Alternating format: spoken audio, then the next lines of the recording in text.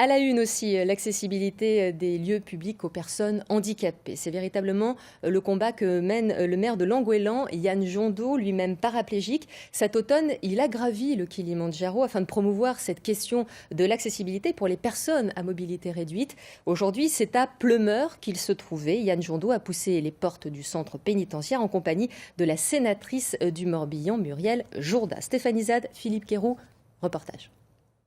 L'accessibilité dans les prisons françaises, une des préoccupations principales du maire de Langoélan.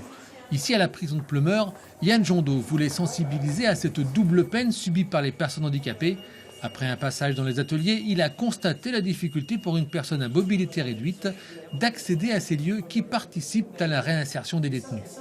Ce qui était important pour moi, c'était de voir s'ils avaient les mêmes possibilités que les autres personnes qui avaient fait exactement la même chose, qui se retrouvaient dans une même situation pénale, je dirais, et si l'handicap ne revenait pas justement comme une peine en plus, de par la condition. On se rend bien compte ici qu'un escalier comme celui-ci empêche justement ce cadre de formation, d'aller vers les ateliers, et c'est quelque chose qui doit être très très difficile. Ça, c'est vraiment des cellules qui ne sont pas accessibles pour moi. Même constat dans les quartiers de plus grande sécurité. Là encore, le fauteuil ne passe pas. C'est le cas dans les établissements construits avant 1990. Pleumeur date de 1982. Pourtant, la maison d'arrêt fait le maximum pour essayer d'accueillir ces personnes.